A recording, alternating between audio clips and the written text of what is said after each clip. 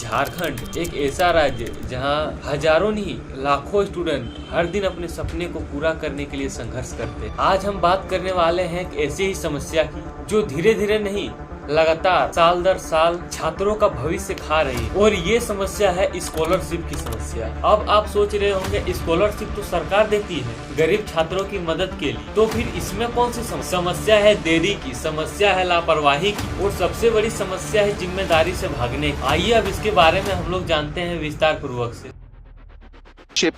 Is an amount that comes from the central government, from Tribal Affairs Ministry and other ministries give fund for the scholarship that is given to the students. Now 90% of that comes from center and 10% from the state.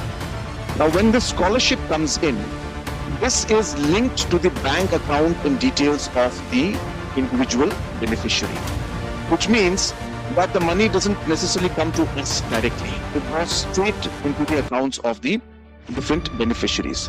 So until unless Government of India does not release the money, there's nothing that we can do as a state government to release it. Now there is one option where we can give in advance, which is what we do for old age pension, which is what we were doing for master roll and other things. That's how things have streamlined now. We give money in advance. Jharkhand में ST, SC और OBC छात्रों के लिए scholarship एक मदद नहीं है, बल्कि कई छात्रों के लिए यह उसकी पढ़ाई का एकमात्र सहारा। अब आप सोचिएगा पढ़ाई की एकमात्र सहारा। सोचिए एक ऐसा छात्र जिसकी परिवार की आर्थिक स्थिति पहले से खराब, वो किसी तरह 10वीं और 12वीं की परीक्षा पास करता है, बड़े सपने लेकर कॉलेज में एडमिशन कराने जाता है, लेकिन जैसे ही फीस भरने की बारी आती है वहीं से शुरू होती है असली लड़ाई, क्योंकि उसे बताया जाता है अभी फीस जमा कर दो, बाद में स्कॉलरशिप आ ही जाएगी। लेकिन बाद में कब आती है ये किसी को नहीं पता। कई बार ये महीनों में बदल जाता है, कई बार ये साल में बदल जाता है, तो कई बार वो पैसा आता ही नहीं। अब सोचिए उस छात्र के बारे में जिसने भरोसा किया सिस्टम पर, सरकार पर और अपने सपनों पर, लेकिन धीरे धीरे उसका भरोसा टूटने लगता है। झारखंड में पिछले कुछ वर्षों से यही चल रहा है। वर्ष 2023-24, 24-25 और अब 25-26 हर साल वही कहानी दोहराई जाती। छात्र फॉर्म भरते हैं, डॉक्यूमेंट जमा करते हैं, वेरिफिकेशन करते हैं, सब कुछ हो जाता है, लेकिन उसके बाद सिस्टम चुप हो जाता है। आखिर क्यों और कब तक सरकार हमारे साथ ये सब करेगी? ना कोई अपडेट, ना कोई स्पष्ट जानकारी, बस एक लाइन कही जाती है प्रोसेस में, लेकिन ये प्रोसेस कब तक खत्म होगा ये कोई नहीं जानता। इसका असर सिर्फ पैसों तक सीमित नहीं है, इसका असर सीधे तौर पर छात्रों के भविष्य पर पड़ता है। कई छात्र फीस नहीं भर पाते हैं तो उसका एडमिशन रुक जाता है, और इसी के कारण कई बच्चे अपनी पढ़ाई को बीच में ही छोड़ देते हैं, और तो कई बच्चे मजबूरी में काम भी करने लग जाते हैं। कहाँ उनका सपना था डॉक्टर बनने का, इंजीनियर बनने का या कोई बड़ा अधिकारी बनने का, लेकिन इस सिस्टम को देखकर ये सब बनने का उनका सपना ही खत्म हो जाता है। और सबसे दुखद बात तो ये है कि ये सब जानते हुए भी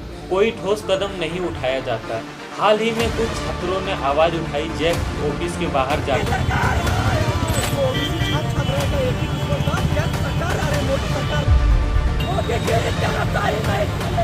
उन्होंने विरोध किया और वहां धरना प्रदर्शन भी किया। उनका मांग बहुत सिंपल था, हमें हमारा हक दो, हमें हमारी स्कॉलरशिप समय।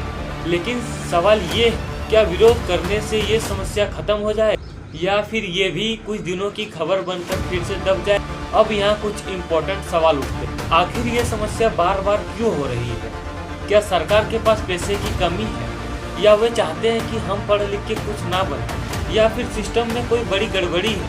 असल में ये सिर्फ एक कारण से नहीं है, बल्कि कई चीज़ों का कॉम्बिनेशन, या फिर इसका कारण कुछ और जो सरकार हमसे छिपा रही है, जैसे कि प्रॉपर प्लानिंग में कमी, बजट रिलीज में देरी, वेरिफिकेशन प्रोसेस में गड़बड़ी, और सबसे बड़ी चीज अकाउंटेबिलिटी की कमी। जब कोई जिम्मेदारी ही नहीं होगी तो फिर काम समय पर कैसे हो?